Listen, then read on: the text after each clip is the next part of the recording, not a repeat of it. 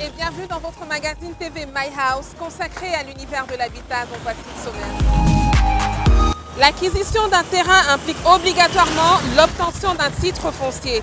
Dans Focus House, nous nous intéresserons au processus d'obtention du carnet rose, les documents à fournir, bien évidemment les acteurs dans la chaîne. Lifehouse propose un élément sur l'encadrement et la sécurité de nos enfants à la maison durant les vacances. Dans Astuce House, Christine nous transporte vers une sphère de déco d'intérieur en nous guidant sur la personnalisation d'un appartement meublé. My House avec le concours de Simencam. Démarrons avec Focus House, le titre foncier. Quels sont les documents qui constituent le dossier qui entre dans la procédure? Quel est le processus d'obtention du carnet rose? Tentative de réponse avec Tommy Tamo. La réglementation ou la loi définit le titre foncier comme la certification officielle de la propriété foncière. C'est le document ultime et exclusif qui vous donne tout droit de jouissance à la propriété foncière. Comme illustration, il vous sera impossible d'obtenir un permis de bâtir si vous n'avez pas de titre foncier.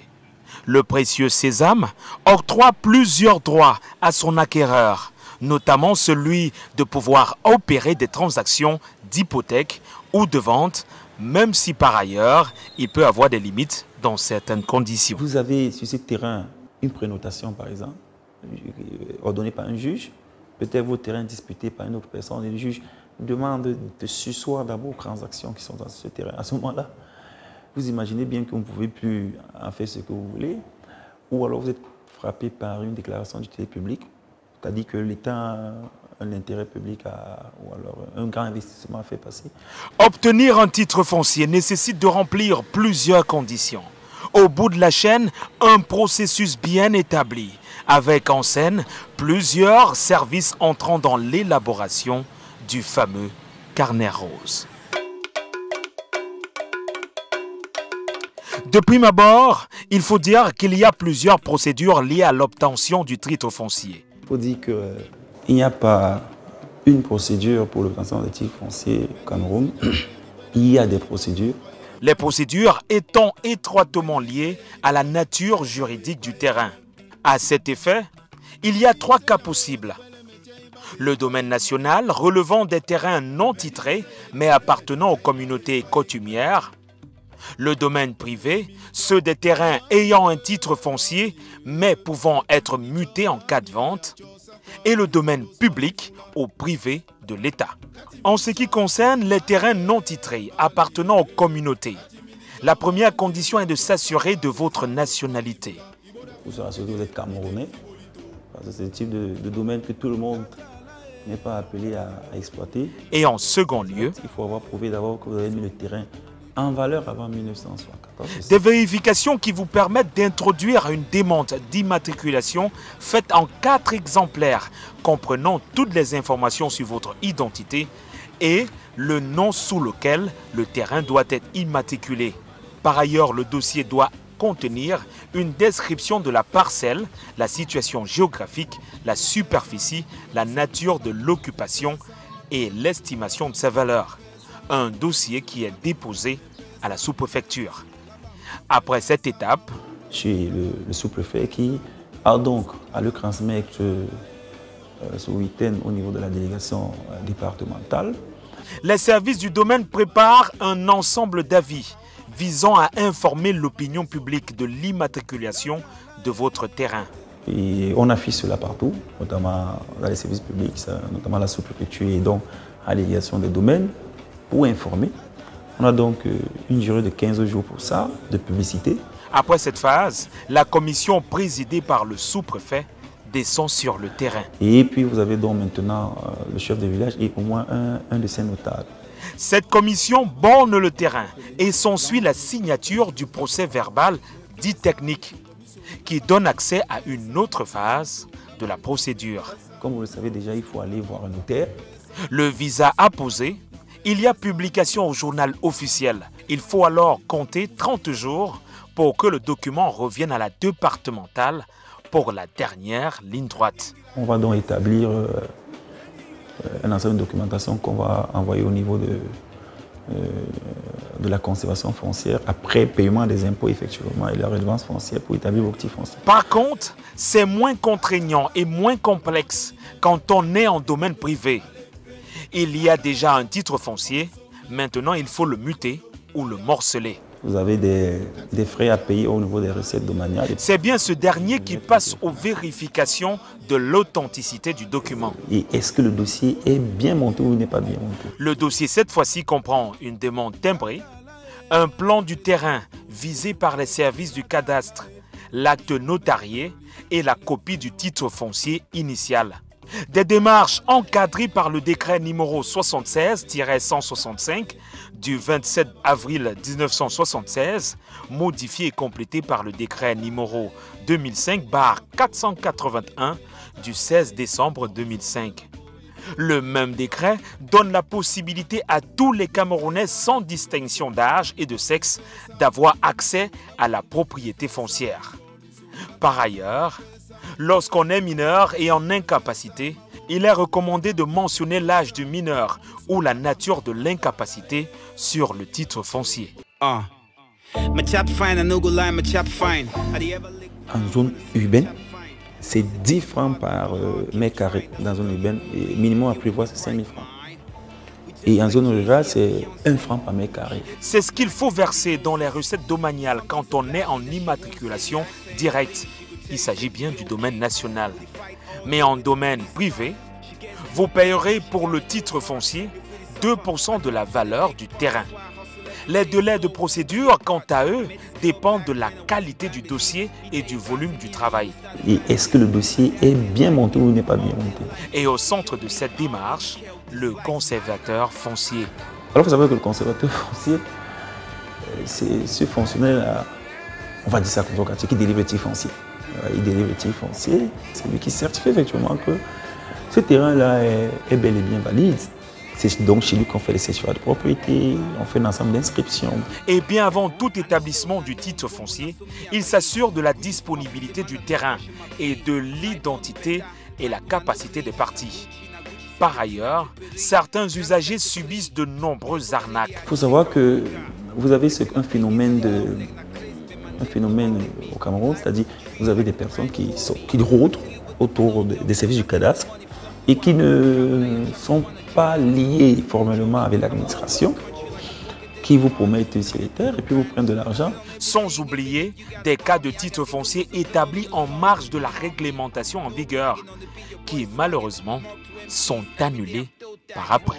Vous vous rendez compte que le ministre prend ses responsabilités en procédant au retrait de certains titres fonciers qui visiblement ne respectent pas, n'ont pas respecté les canons prévus pour ça.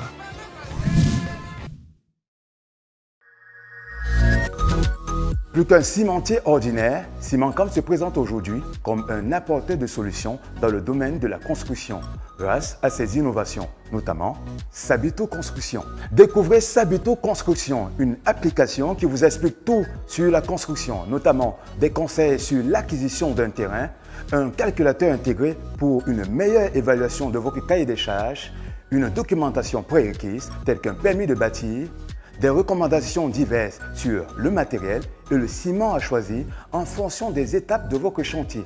Trouvez toutes les réponses à vos questions en téléchargeant l'application Sabito Construction sur Apple Store, Play Store ou alors visitez notre site web www.cimancam.com.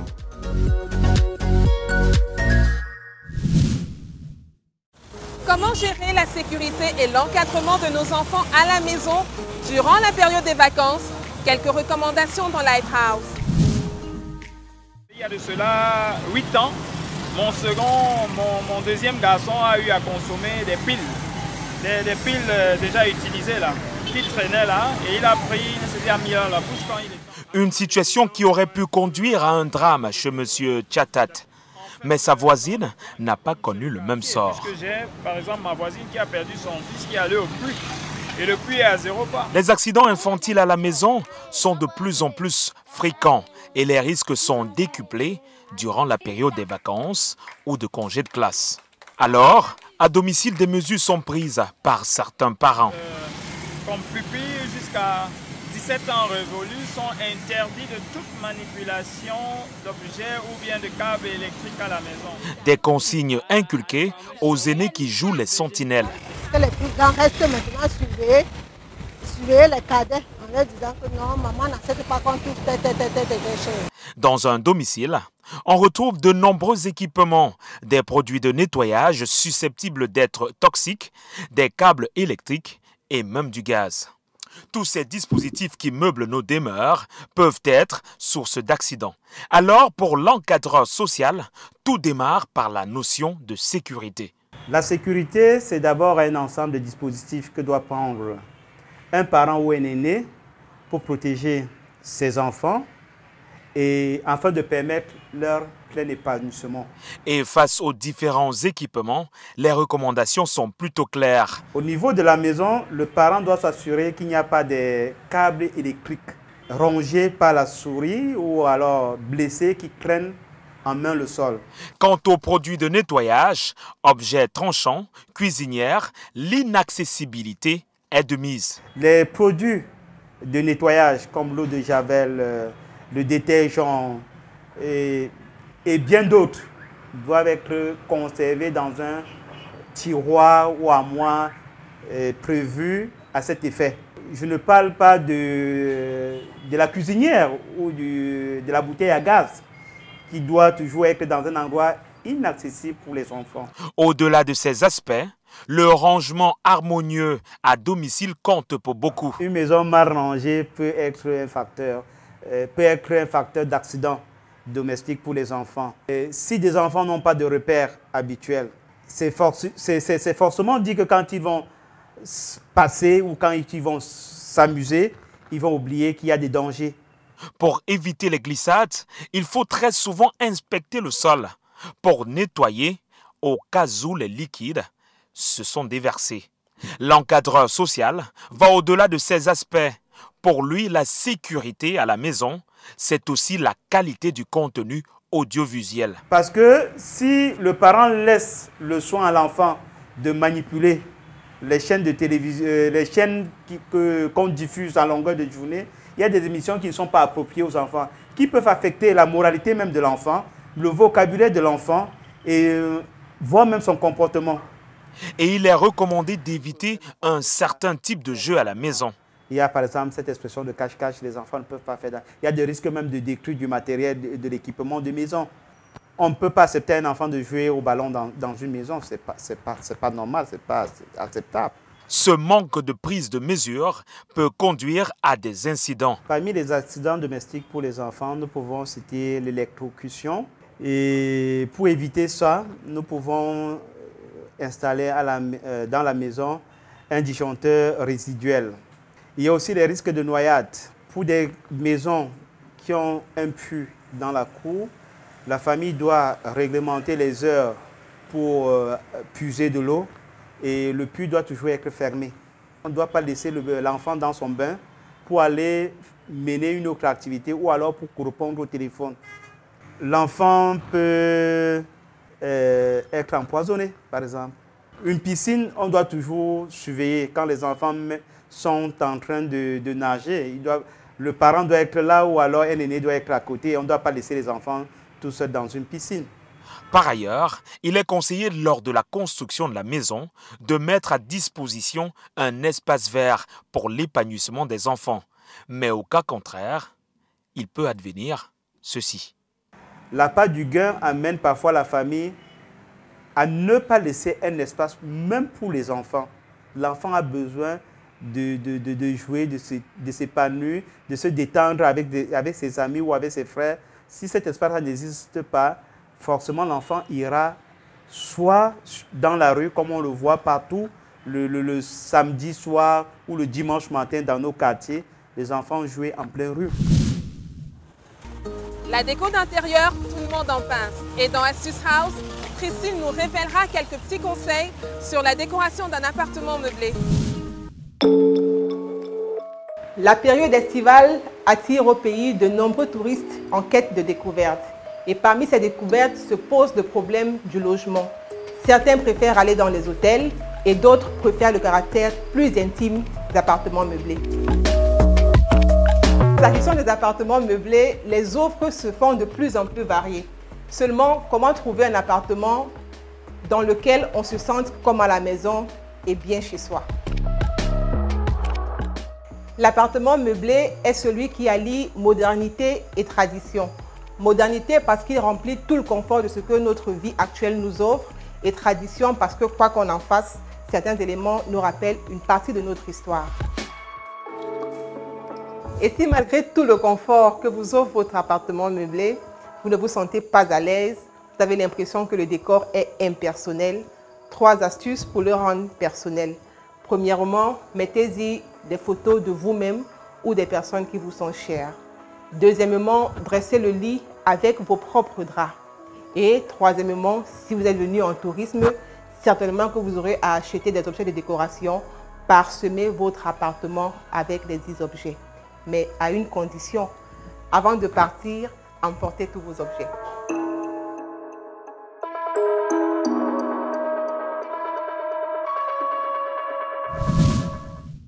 My House stop et fin.